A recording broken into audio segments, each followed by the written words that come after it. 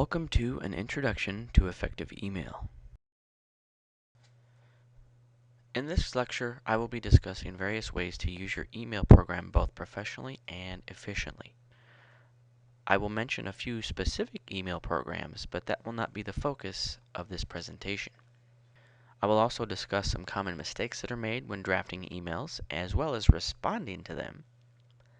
And then lastly, I'll look at various ways that you can boost the effectiveness of the message that you're sending, whether you're the original sender or you're the recipient. The internet has been around roughly 20 years. Web-based email providers found online such as Hotmail and Gmail have been around even less. That makes it tough to really know how to send an email the right way because it's still a pretty new concept for most of us. An even newer concept are locally installed email programs such as Lotus Notes and Microsoft Outlook. Since the concept of email is still pretty new, I'm going to show you some different ways that you can understand how to convey the right message because there's not really any sort of booklet on how do I send my emails. You're going to find books online such as Amazon and Barnes and Noble and so forth where people are coming up with the concept. But email as a whole, there wasn't any one person that developed email and then wrote a book as they were developing the concept.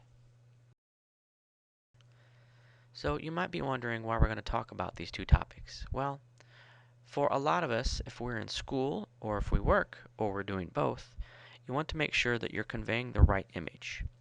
In a business environment, you want to make sure that you're coming across as professional, whether it's to your clients or your vendors or even your coworkers. If you're a student and you're dealing with a teacher, sending the right message may get your request approved a lot faster than sending a sloppy email that doesn't quite convey the right information. I'm also going to talk about and show you some examples for writing efficient emails, both from a sending standpoint, so that you can help your recipients, as well as from the recipient side, so that you can understand how to convey that reply back in the most efficient manner for yourself as well as everybody else involved. Before I even get started on the examples and the suggestions that I have, I want to start off with the concept of spelling and grammar. This is a screenshot from Microsoft Outlook. You'll notice that there are checkboxes dealing with having your emails checked for spelling issues prior to being sent. Lotus Notes has a similar option, and the web-based email system have them as well. You just want to make sure that you manually click that spell check button in your Hotmail and Gmail accounts and so forth. The last thing you want to do is send an email out that was not spell checked because even a good proofreader may not understand some of the language that's in there.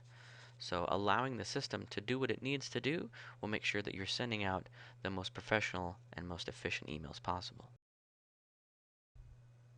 Building on the concept of spelling and grammar, we get into some of our examples. As you're drafting an email, when you're typing it up, your brain might be doing one thing and your hands might be doing another.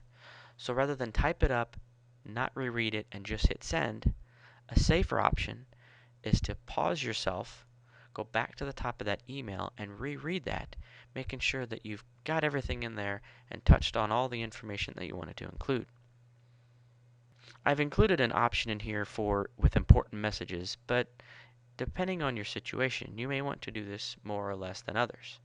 But having someone else read your email before you send it out will give a fresh set of eyes to that message, making sure that things are caught that need to be caught, and maybe if they even have suggestions for the way it needs to be worded. Spelling issues that didn't exist, and that's fine, but maybe they have a suggestion for making something sound a little bit differently, and you might like their suggestion. The last item here about managing your dictionary, just make sure that you add things to your dictionary, if you have one, so that you're not constantly ignoring things such as names of people, places, and things. The last thing you want to do is ignore something that should have been corrected by the spell check.